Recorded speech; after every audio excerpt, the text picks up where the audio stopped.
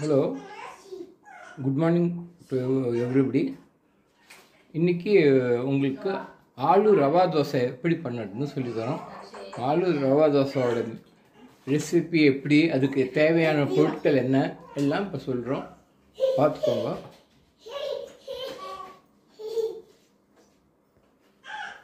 அதுக்கு அதுக்கு வாங்க, இந்த சைஸுக்கு ஒரு வெங்காயம், மீடியம் சைஸ் ஒரு வெங்காயத்தை இது மாதிரி பொடி பொடியாக நறுக்கிக்கோங்க. நெக்ஸ்ட்டு 2 உருளைக்கிழங்கு, இந்த சைஸ்க்கு 2 உருளைக்கிழங்கு. இந்த உருளைக்கிழங்கு 4 5-6 பீஸாக கட் பண்ணிக்கோங்க, பச்சையாகவே. இதுமாதிரி பாருங்கள், இதுமாதிரி கட் பண்ணுறாங்க பாருங்கள். இதுமாதிரி ஒரு 4 பீஸா 6 பீஸா நீங்கள் எவ்வளோ பொடியாக கட் பண்ணோம் அவ்வளோ ஈஸியாக மிக்சியில் பச்சையாகவே அரைக்கணும். எவ்வளோ சின்ன பீஸாக இருக்கோ அவ்வளோ ஜல்தி அரைப்படும். ஸோ அது மாதிரி பீஸாக கட் பண்ணிவிட்டு பொடி பொடியாக இல்லைன்னா கூட பரவாயில்ல, 4-5 பீஸாக கட் பண்ணிவிட்டு மிக்சியில் போட்டு நல்லா அரைச்சிக்கோங்க. அரைச்சதுக்கப்புறம் ஃபர்தராக என்னென்னு அடுத்த இந்த உருளைக்கிழங்கு அரைக்கிறதுக்கு முன்னால் அதுலேயே 2 பச்சை மிளகா போட்டுக்கோங்க. அப்புறம் கொஞ்சம் உப்பு போட்டுக்கோங்க.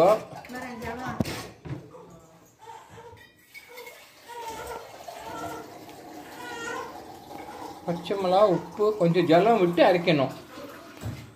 இப்போ தோசை மாவு அளவுக்கு அரைக்கணும். கொஞ்சம் உப்பு இது பேர் ஆலு ரவா தோசை. ஜஸ்ட் ரவா தோசை மாதிரி தான் நம்ம பண்ணுறது. ஆனால் இதில் ஆலு மிக்ஸ் பண்ணுறா பாண்டிங் நல்லா இருக்கும், மொறுமொறுப்பு கொஞ்சம் கிறிஸ்பியாக இருக்கும். அதுக்காக ஆலு சேர்க்குறோம். இதை மிக்சியில் அரைச்சிக்கோங்க. போட்டு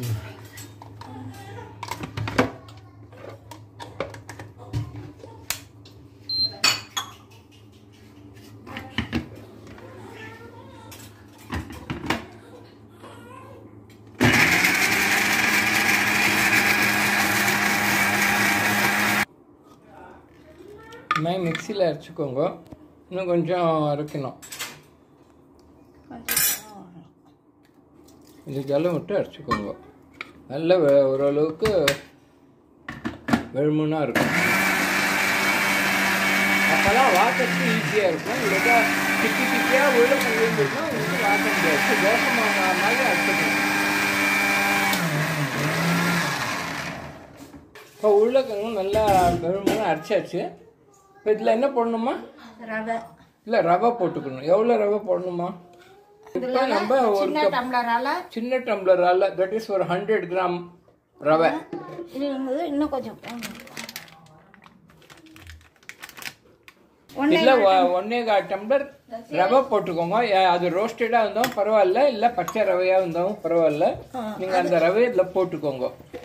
போட்டுன்ட்டு அதுலேயே ஒரு 1/4 டம்ளர் அரிசி மாவு, 1/4 டம்ளர் இல்லை 1/2 டம்ளர் அரிசி மாவு போட்டுக்கோங்க. இப்போ இதுக்கேற்ற உப்பு போடணும். இந்த இதுக்கு அப்புறம் இதுக்கேற்ற உப்பு போட்டுக்கணும். முதல்ல உப்பு போட்டீங்களாம்மா? அது உருளைக்கிழங்குக்காக போட்டுட்டோம். ஏன்னா நீங்கள் உருளைக்கிழங்குக்கு ஒரு மாதிரி உப்பு ஏற்றுக்கும், மாவுக்கெல்லாம் ஒரு விதமான உப்பு ஏற்றுக்கும். ஸோ அதுக்காக நம்ம அதுக்கு தேவையான உப்பை போட்டுட்டு இப்போ மாவு போட்டுன்றதுக்கப்புறம் மாவுக்கு ஏற்ற உப்பையும் போட்டுடணும். போட்டு எல்லாமே சேர்த்து ஒன்றா அரைச்சிடணும்.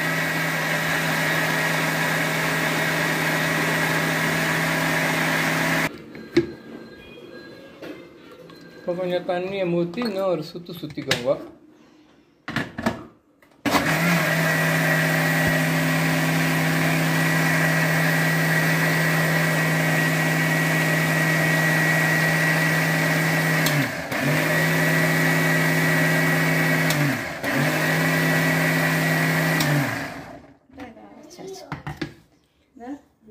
இப்போ நல்லா அரைச்சாச்சு.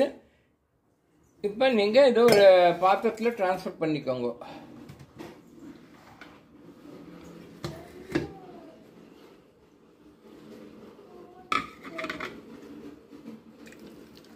பாத்திரத்தில் ட்ரான்ஸ்ஃபர் பண்ணிக்கோங்க. லைட்டாக அலம்பி ஊற்றின்றுங்க அந்த மாவுலாம் எல்லாம் ஒத்தா போல் அலம்பி ஊற்றிட்டுருங்க. சம்டைம் இது மாதிரி மாமியெல்லாம் என்ன பண்ணுவாங்க, கொஞ்சம் தண்ணி ஊற்றி ஒரு சுற்றிப்பாங்க, ஒன்றா சேர்ந்து வந்துடும், அப்படியே ஊற்றிடுவாங்க. இப்போ பிளேடு இடுக்குலலாம் கூட இருக்கும். இப்போ இந்த கொஞ்சம் தண்ணி ஊற்றி பண்ணிட்டு எல்லாமே வந்துடும், ஈஸியாக அலம்புறதுக்கு ஈஸியாகிடும். ஸோ அப்போ அப்படி பண்ணிட்டாங்க. இப்போ வேணால் வெறும் தண்ணி ஊற்றி எப்படி போட்டு அரைக்கணும் இது பண்ணணும்னு அவசியம் இல்லை. ஏன்னா எல்லாம் இடுக்குல மாட்டின்றதுலாம் ஃபஸ்ட்டு தண்ணியிலே வந்துடுறது. இதை அப்படியே ஒரு அலம்பி இதில் ஊற்றிடலாம்.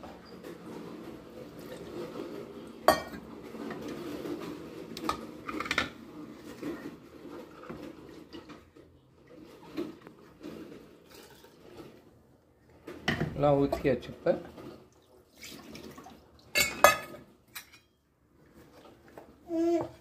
இது எப்படி இருக்கணும், இந்த கச்சமா தோசை ரவா தோசை அப்படின்னு சொல்கிறோம்ல, அது மாதிரி தோசைக்கு நம்ம எப்படி இருக்கணுமோ அந்த அளவுக்கு லூஸாக இருக்கலாம். ரொம்ப கெட்டியாக இருக்க வேண்டாம். ரவா தோசைக்கு தான் நார்மலாக நம்ம ஓரளவுக்கு லூஸாக தான் இருக்கும், ஒரு தண்ணி மாதிரி இருக்கும் ஓரளவுக்கு. ஸோ இதில் நல்லா பொடியாக ஆல்ரெடி வெங்காயத்தை கட் பண்ணியிருக்கோம்ல, அந்த வெங்காயத்தை இதில் போட்டுடுங்க. எல்லாத்தையும் போட்டாச்சு. போட்டு ஒரு கலர் விட்டுடுங்க. இப்போ இந்த கொத்தமல்லியை நல்லா பொடியாக நறுக்கிக்கோங்க. இது மாதிரி ஒரு கை பிடி அளவுக்கு கொத்தமல்லி எடுத்துட்டு நல்லா இது மாதிரி பொடியாக நறுக்கிக்கோங்க. இப்போ நறுக்குறாங்க மாமி. இதை நறுக்கிட்டு இதுலேயே போட்டுவிடணுமா, இந்த ஆல்ரெடி கரைச்சி வச்சுருக்கீங்களே இந்த மாவுலேயே போட்டுவிடணும். அது இது பேர் ஆலு ரவா தோசை, உருளைக்கிழங்கு ரவா தோசை, பொட்டேட்டோ ரவா தோசை, எப்படி வேணால் சொல்லிக்கலாம்.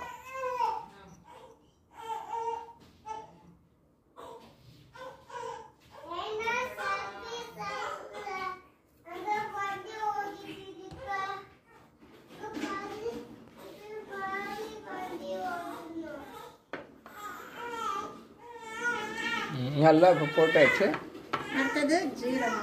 அடுத்தது இதில் கொஞ்சம் ஒரு ஸ்பூன்னா எவ்வளோ ஜீரகம் போடணும், ஜீரகம் ஒரு ஸ்பூன் போடணுமா.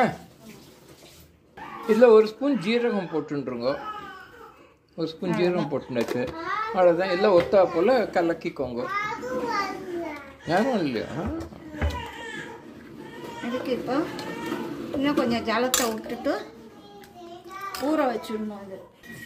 இதை இன்னும் கொஞ்சம் ஜலம் விட்டுட்டு அரை மணி நேரம் ஊறணும்னாக்கா, ரவையெல்லாம் போட்டிருக்கோம்ல, ரவையெல்லாம் பச்சையாக ஊறணும். அப்போ தான் உங்களுக்கு வாக்க ஈஸியாக வரும். ஸோ இதெல்லாம் கலக்கி தேவையான தண்ணி கலக்கிட்டு அப்புறமா நம்ம வாக்குற டைமில் வேணும்னா அந்த டைமில் கொஞ்சம் தண்ணி, ஏன்னா ஊறினதுக்கப்புறம் கொஞ்சம் கெட்டியாகிறதுக்கு இது இருக்குது. ஸோ அந்த டைமில் வாக்குற போது வேணுங்க கொஞ்சம் தண்ணி ஊற்றிக்கலாம். இதெல்லாம் மூடி வச்சுடுங்க அரை மணி நேரம் மட்டும். அப்புறமா வாக்குற டைமில் எடுத்து வாத்துக்கலாம். இப்போ பாருங்க, இன்னொரு டிப்ஸு, நீங்கள் தோசைக்கல்லில் வெங்காயத்தை பாதி கட் பண்ணியோ இல்லை உருளைக்கிழங்கு பாதி கட் பண்ணி இதுமாதிரி தோசைக்கல்லில் நல்லா தேய்ச்சிக்கோங்க. ஒவ்வொரு தோசை பார்த்ததுக்கப்புறமும் பாருங்கள் தேய்க்குறாங்க மாமி. இதுமாதிரி தேய்ச்சிக்கோங்க. தேய்ச்சிட்டு இது ரவா தோசை மாதிரி தான் பார்க்குறதுக்கும் அதே மாதிரி தான் பண்ணணும். இதில் உருளைக்கிழங்கும் போட்டுக்கிறதுனால ஆலு ரவா தோசை அப்படின்னு சொல்லிக்கணும். ஆனால் வாக்குறது ரவா தோசை மாதிரியே வாத்துக்கணும். இது மாதிரி வாத்துட்டாங்க. இப்போ எண்ணெய் இதை அப்படியே தெளித்து இது பண்ணிவிட்டு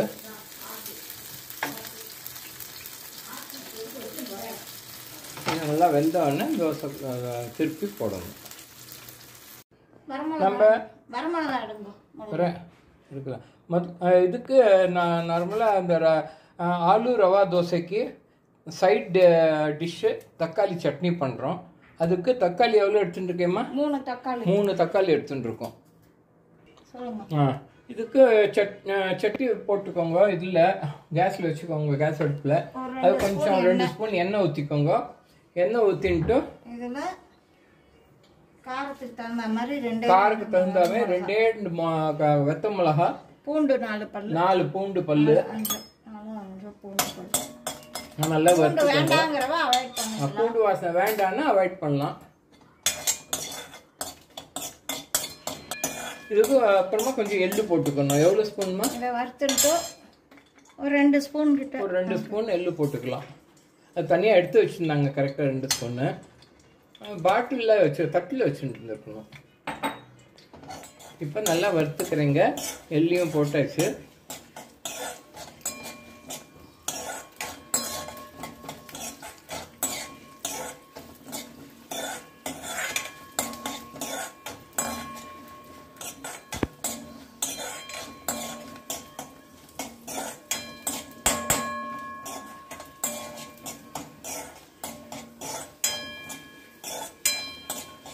கொஞ்சம் ரோஸ்ட் ஆகும்போது இந்த தக்காளியை போட்டணும். கொஞ்சம் ரோஸ்ட் ஆனோடனே இந்த கட் பண்ணியிருக்கீங்கல்ல இந்த தக்காளியில், இந்த தக்காளியை அப்படியே அதில் போட்டுக்கோங்க. போட்டு வதக்கணும். இப்போ இந்த தக்காளி இதில் போட்டுடுறாங்க. இந்த தக்காளியை போட்டுட்டு நல்லா வதக்கணும். இதுக்கு தகுந்த மாதிரி உப்பு போட்டுக்கோங்க. கல் உப்பு போட்டுக்கோங்க.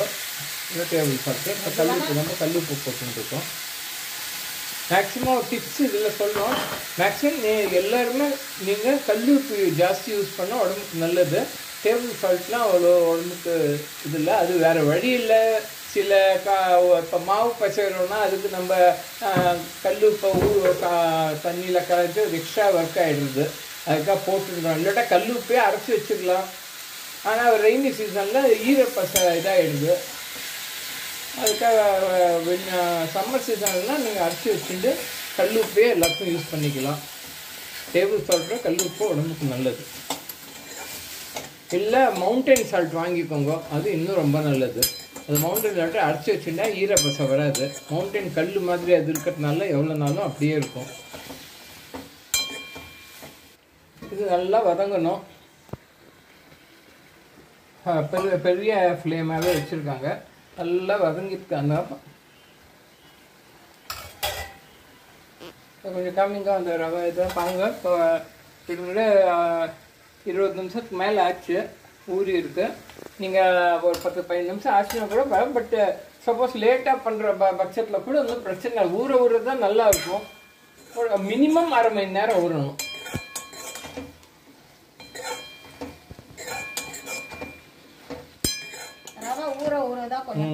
இன்னைக்கு ஊறின ரவா தோசை நாளைக்கு பண்ணால் இன்னும் டேஸ்டியாக இருக்கும்னு சொல்லுவாங்க. நல்லா வாக்க வரும்பாங்க. ஸோ இது ரவையிலையும் உருளைக்கிழங்கும் பச்சை உருளைக்கிழங்கு சேர்த்து அரைச்சிருக்கிறதுனால கொஞ்சம் கிறிஸ்பியாக இருக்கும் உங்களுக்கு. நார்மலாக ரவா தோசை கிறிஸ்பியாக தான் இருக்கும். இது கொஞ்சம் கிறிஸ்பியாக இருக்கும்.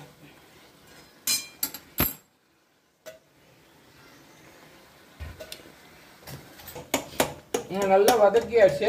நல்லா வெந்துடுச்சு. இது நல்லா ஆறினோடனே நம்ம மிக்சியில் போட்டு அரைக்கணும்.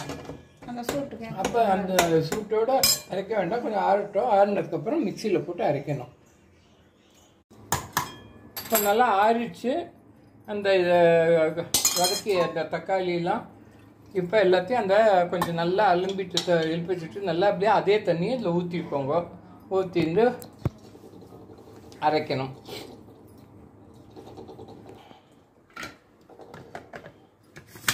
இப்போ எல்லாம் அரைக்கணும்.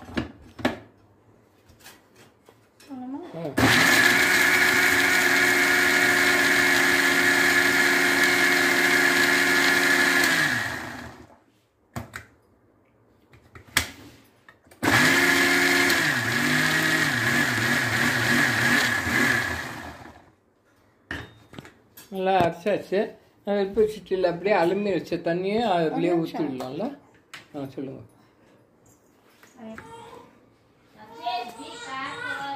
இப்போ ஆயிடுச்சு தக்காளி சட்னி. இதில் வேறு பாத்திரத்தை ட்ரான்ஸ்ஃபர் பண்ணிக்கோங்க. இல்லை கடுகு மொத்தம் தாளிக்கணுமா? முடிச்சோடனே இந்த கடுகு மொத்தம் தாளிச்சுக்கோங்க. ஸோ தோசைக்கு இது தக்காளி சட்னி ரெடி. அதை கொஞ்சம் அந்த இழுப்பு சட்டியில் கொஞ்சம் தண்ணி ஊற்றி அலும்பி வச்சிருந்த தண்ணியும் அதே தண்ணியன்னா எக்ஸ்ட்ராவாக தண்ணியெல்லாம் வேஸ்ட் பண்ண வேண்டாம். வாட்டர் ஸ்கேர்சிட்டி சம்மர் சீசன் வருது.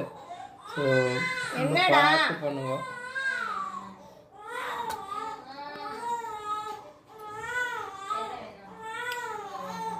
எல்லாம்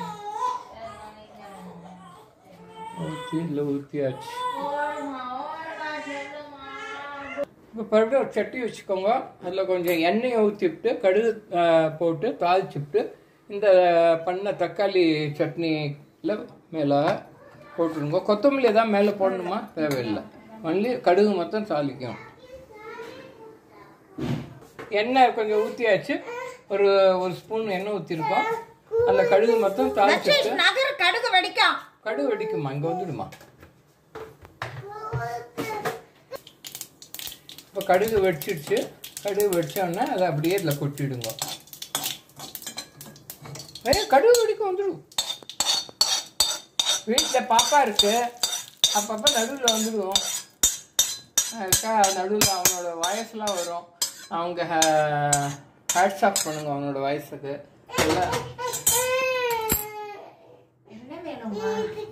ஆச்சு கடுகு தாளிச்சாச்சு. இல்லை அப்படியே மூடி வச்சுடுங்க.